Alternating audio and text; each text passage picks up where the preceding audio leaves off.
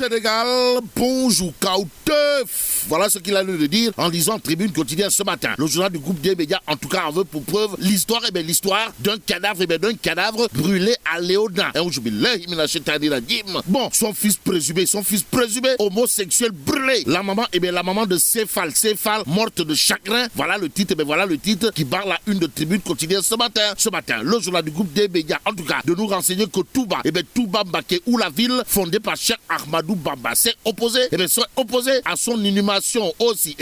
La traque des auteurs de la barbarie lancée, informe Tribune quotidien. D'où l'interrogation du journal, à savoir le procureur ira-t-il jusqu'au bout, au bout du compte. Enquête quotidienne retient et fait retenir le comble de la barbarie. Comble de la barbarie parce que la scène choquante, du corps de C.H. Fall, exhumé, traîné et brûlé par une foule en furie, indique enquête quotidien. Le journal d'ajouter ses proches voulaient l'enterrer à Touba, où ils ont essuyé un refus. Bon, âgé de 31 ans, il a été emporté par un diabète, renseigne enquête ce matin. Retenons l'autre information du journal, à savoir le procureur promet de traquer et d'arrêter les auteurs. Donc les auteurs de cette barbarie seraient aujourd'hui assis sur des braises au regard de ce que nous livre le quotidien. À la une du journal, il est écrit: corps exhumé et brûlé à Kaolack, l'enfer avant la mort. Et c'est avec la mort dans l'âme que Libération révèle à sa une nuit du bûcher à Léona Niassène. Il est question de la dépouille d'un présumé homosexuel exhumé, traîné dans la rue, puis brûlé publiquement. Explique Libération. Et c'est en toute liberté que le point actuel au chapitre de l'affaire présumé homosexuel déterré puis brûlé de nous apprendre qu'il s'agit là des débuts brûlants pour maître Sidiki Kabadougoutigui du Sénégal oriental et maître Aïssata Tall Sall. En tout cas, une affaire délicate pour les gouvernants. Explique le point actuel. Le journal de nous renseigner également que le forum du justiciable de Babacar Ba et le procureur de la République de Kaolack montent au créneau en attendant que tout soit clair. Restons avec le point actuel qui parle de la campagne de collecte de parrainage. Et là, il est question, d'après le point actuel, que Gomsobop multiplie les signatures à Touba Mbaké. Voilà Bog semble tenter de dire que retenir d'autres autour de cette actualité, sinon que pour ceux qui relèvent de la campagne de collecte de parrainage, la grande coalition Gomsobop, c'est comme qui dirait Chin, Bokul Safin ou encore Khayoum 404 Bokul Ngotum Avion. La preuve avec les signatures multiples à Touba décrochées par la coalition dirigée de main de maître par Bougane Gueye Dany. Si on en croit le point actu ce matin, l'autre journal qui s'intéresse à la coalition hégémonique, Gomsobop de Bougane Gueye Dany, c'est le mandat quotidien. Le journal de nous informer que Ndeketeyo, une quantité importante de parrainage en cavalier seul à Touba, d'un militant pour le leader de Gomsobop, à savoir plus de 560 parrainages d'après le mandat ce matin.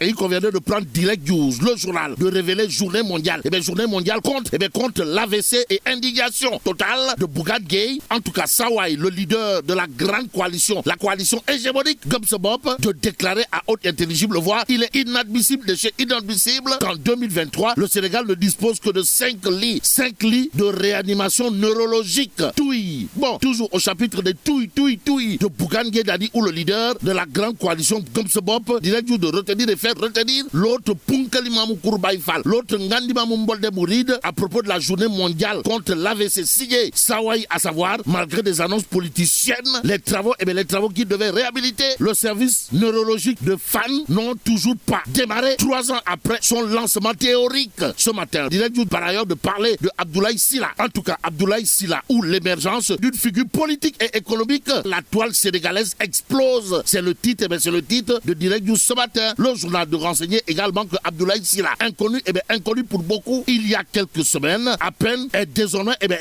au centre de l'attention des plateformes digitales grâce à sa vision économique centrée sur le contenu local.